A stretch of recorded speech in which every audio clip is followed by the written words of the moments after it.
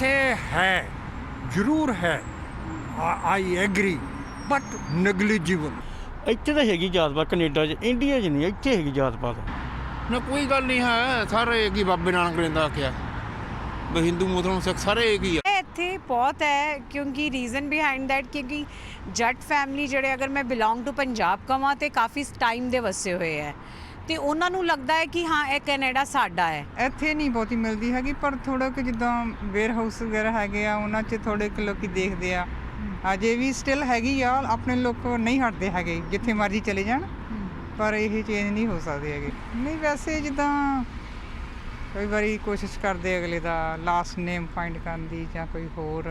ਜਦੋਂ ਲੜਾਈ ਤੇ ਗੱਲ ਪਹੁੰਚ ਜਾਂਦੀ ਹੈ ਉਦੋਂ ਦੇ ਹਾਇਰ ਕਾਸਟ ਵਾਲਾ ਜਿਹੜਾ ਬੰਦਾ ਹੈ ਹੀ tries to use this cuss word. ਇਹਨੇ ਕੋਈ ਗੱਲ ਤਾਂ ਕੀ ਸੁਣੀ ਆ, ਆਈਆਂ ਦੀਆਂ ਗੱਲਾਂ ਚੱਲਦੀਆਂ ਰਹਿਣਗੀਆਂ, ਪਹਿਲਾਂ ਤੋਂ ਚੱਲਦੀਆਂ ਆਈਆਂ ਤਾਂ ਚੱਲਦੀਆਂ ਰਹਿਣਗੀਆਂ। ਹਾਂ ਦਿਖਾ ਦਿੰਦੇ ਆ, ਉਹ ਵੀ ਪੀਤੀ ਦੇ ਵਿੱਚ ਜਦੋਂ ਪੀ ਲੈਂਦੇ ਆ, ਲੈ ਵੀ ਅਸੀਂ ਫਲਾਣਾ ਵੀ ਢਿੰਗੜਾ ਜੀ ਕਹਿੰਦੇ ਨਾ। ਟੋਰਾਂਟੋ ਦੀ ਜੰਪਲ ਮੀਰਾ ਅਸਟ੍ਰੈਡਾ ਮੁਤਾਬਿਕ ਇਸ ਵਿਤਕਰੇ ਦੀ ਪੀੜ ਉਹੀ ਜਾਣਦੇ ਨੇ ਜਿਹੜੇ ਇਸ ਵਿੱਚੋਂ ਗੁਜ਼ਰਦੇ ਨੇ। ਆਪਣੀ ਜ਼ਿੰਦਗੀ ਦੇ 3 ਦਹਾਕੇ ਉਹਨਾਂ ਨੇ ਇੱਕ ਦਲਿਤ ਵਜੋਂ ਆਪਣੀ ਪਹਿਚਾਣ ਨੂੰ ਛੁਪਾ ਕੇ ਰੱਖਿਆ ਅਤੇ ਇੱਕ ਵਾਕਿਆ ਤੋਂ ਬਾਅਦ ਆਖਿਰ ਉਸਨੇ ਖੁੱਲ੍ਹ ਕੇ ਇਸ ਦਾ ਸਾਹਮਣਾ ਕਰਨ ਦਾ ਸਾਹਸ ਕਰ ਲਿਆ, ਪਰ ਇਹ ਆਸਾਨ ਨਹੀਂ ਸੀ। ਮੀਰਾ ਆਪਣੀ ਇੱਕ ਬਹੁਤ ਪੁਰਾਣੀ ਦੋਸਤ ਨੂੰ ਬੜੇ ਲੰਬੇ ਅਰਸੇ ਬਾਅਦ ਮਿਲੀ। She had used a surrogate in India, and so I was very interested to know about her surrogacy process. And I had read something that lower caste women in India, surrogates, were paid less. And that felt so wrong to me because you're giving the gift of a child. And so I asked her, I said, is that true that lower caste surrogates in India are paid less? And she said, of course. She's like, I would never have a low caste, a woman carrying my child. I wouldn't want my child to be stupid.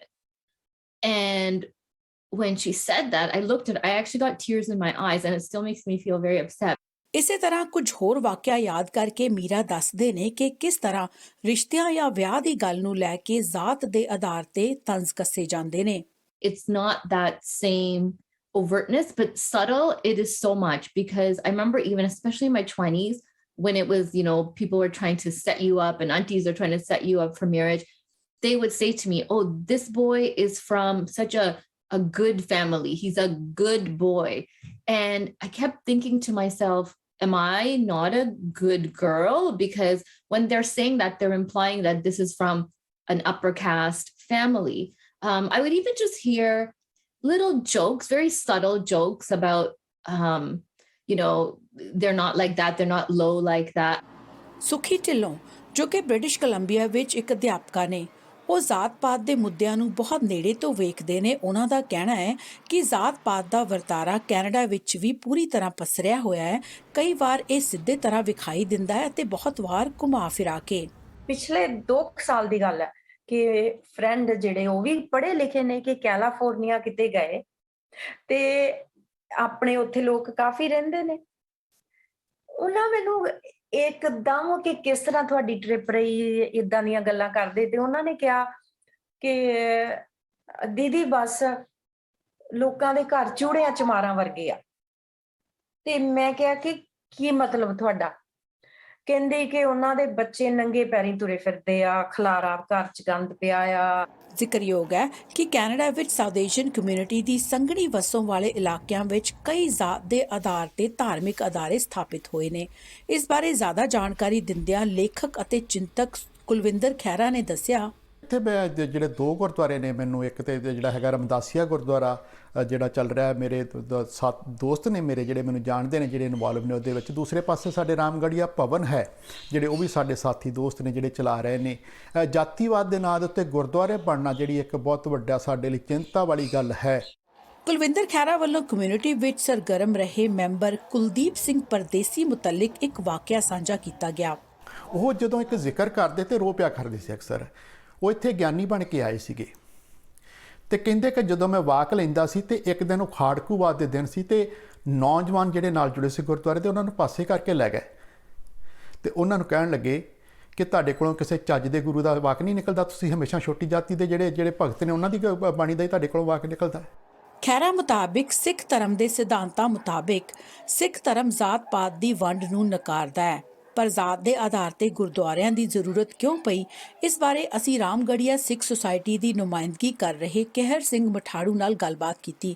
Matharu ਨੇ ਪਿਛੋਕੜ ਦੇ ਵੇਰਵੇ ਦਿੰਦਿਆਂ ਕਿਹਾ, ਜਦੋਂ ਸਮਾਂ ਗੁਰੂਆਂ ਦਾ ਸੀਗਾ ਤਾਂ ਉਸ ਵੇਲੇ ਆਮ ਸਿੱਖ ਦੀ ਸ਼ਰਧਾ ਗੁਰੂਆਂ ਤੇ ਗੁਰਬਾਣੀ ਦੇ ਉੱਤੇ ਹੁੰਦੀ ਸੀ।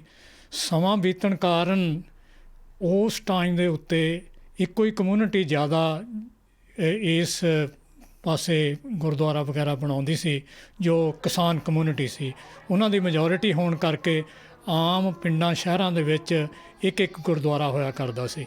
ਅਤੇ ਉਸ ਤੋਂ ਬਾਅਦ ਫਿਰ ਸਮਾਂ ਬੀਤਣ ਦੇ ਨਾਲ, ਕਿਉਂਕਿ ਉਹ ਲੋਕੀ ਜਦੋਂ ਬਾਹਰ ਗਏ ਜਾਂ ਬਾਹਰਲੇ ਦੇਸ਼ਾਂ 'ਚ ਗਏ, ਜਿੱਦਾਂ ਅਫਰੀਕਾ 'ਚ ਗਏ, ਤਾਂ ਉਹ they could afford for their own gurdwara, because there was always some kind of discussion, this is right, this is wrong, this is not, because the caste system was there.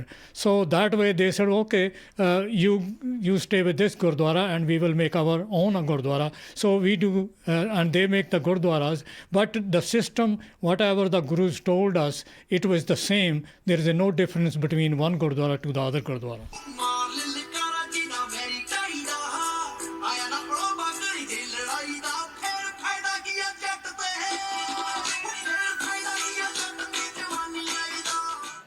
ਕਹਿਰ ਸਿੰਘ ਮਠਾੜੂ ਮੁਤਾਬਿਕ ਅੱਜ ਕੱਲ੍ਹ ਵਿੱਚ ਜ਼ਿਆਦਾ ਵਰਤਾਏ ਜਾਂਦੇ ਸੰਗੀਤ ਵਿੱਚ ਵੀ ਜ਼ਾਤੀਵਾਦ ਨੂੰ ਬੜਾਵਾ ਦੇਣ ਵਾਲੇ ਲਫ਼ਜ਼ਾਂ ਨੂੰ ਉਛਾਲ ਕੇ ਇਸਤੇਮਾਲ ਕੀਤਾ ਜਾਂਦਾ ਹੈ ਅਤੇ ਮਠਾੜੂ ਨੇ ਸਿੱਖ ਧਰਮ ਦੇ ਹਵਾਲੇ ਨਾਲ ਜਾਣਕਾਰੀ ਸਾਂਝੀਆਂ ਕਰਦਿਆਂ ਦੱਸਿਆ, ਸਾਡੇ ਲਈ ਇਹ ਇੱਕ ਬਹੁਤ ਵੱਡਾ ਚੈਲੰਜ ਹੈ, ਕਿਉਂਕਿ ਜਿਹੜੇ ਬੰਦੇ ਵੀ ਜਿਹੜੇ ਪਰਿਵਾਰ ਵੀ ਇੱਥੇ ਅੱਜ ਤੋਂ 50-60 ਸਾਲ ਪਹਿਲਾਂ ਆਏ ਸੀ, ਉਹਨਾਂ ਦੀ ਜਿਹੜੀ ਥਿੰਕਿੰਗ ਆ ਅਤੇ ਜਿਹੜੇ ਅੱਜ ਇੱਥੇ ਜੰਮੇ ਪਲੇ ਹੈਗੇ ਨੇ, ਉਹਨਾਂ ਦੀ ਜਿਹੜੀ ਥਿੰਕਿੰਗ ਹੈਗੀ ਆ ਉਹ ਡਿਫਰੈਂਟ ਹੈਗੀ ਆ, ਕਿਉਂਕਿ ਉਹ ਨਹੀਂ ਚਾਹੁੰਦੇ ਹੈਗੇ ਵੀ ਕੋਈ ਕਾਸਟ ਸਿਸਟਮ ਹੋਵੇ, ਕਿਉਂਕਿ ਸਾਨੂੰ ਸਾਡੇ ਧਰਮ ਦੇ ਵਿੱਚ ਵੀ ਇਹੀ ਕੁਝ ਦੱਸਿਆ ਗਿਆ ਵੀ ਅਸੀਂ ਇਨਸਾਨ ਆ, ਅਸੀਂ ਹਿਊਮਨ ਬੀਇੰਗ ਆ।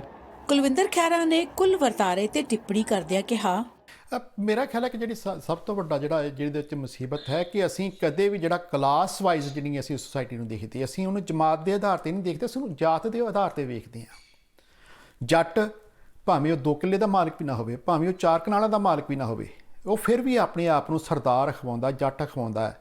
ਅਤੇ ਦੂਸਰੇ ਪਾਸੇ ਜਿਹੜੇ ਸੋ ਕਾਲਡ, ਜਿਨ੍ਹਾਂ ਨੂੰ ਮੈਂ ਸ਼ਬਦ ਵਰਤਣ ਲੱਗਾ ਦੁੱਖ ਦੇ ਨਾਲ, ਜਿਨ੍ਹਾਂ ਨੂੰ ਅਸੀਂ ਚੂੜੇ ਚਮਾਰ ਕਹਿ ਕੇ ਭੰਡਦੇ ਹਾਂ, ਉਹ ਭਾਵੇਂ ਅਫਸਰ ਵੀ ਲੱਗਾ ਹੋਵੇ ਤਾਂ ਵੀ ਅਸੀਂ ਗਾਲ ਕੱਢ ਕੇ ਕਹਿੰਦੇ ਹਾਂ ਕਿ ਇਹ ਚੂੜਾ ਹੁਣ ਭੂਤਰ ਗਿਆ। ਹਾਂਜੀ, ਅਸੀਂ ਕਦੇ ਨਹੀਂ ਦੇਖਦੇ ਕਿ ਉਹ ਬੰਦੇ ਦੀ ਲਿਆਕਤ ਕਿੰਨੀ ਹੈ। ਮੀਰਾ ਸਟ੍ਰੈਡਾ ਮੁਤਾਬਿਕ ਸਾਨੂੰ ਇਹਨਾਂ ਵਿਸ਼ਿਆਂ ਤੇ ਹੋਰ ਗੱਲਬਾਤ ਕਰਨ ਦੀ ਜ਼ਰੂਰਤ ਹੈ। I think we need to talk about it. It is something that is so hush-hush. Nobody wants to have that conversation. I want people to have those very difficult conversations. And, I find it so hypocritical in the South Asian community. We are very quick to stand up and say Black Lives Matter and, we don't believe in racism. Why can't we within our community recognize that we are doing those same things and putting labels on people and seeing them as less than? Laveen Gill, Omni News.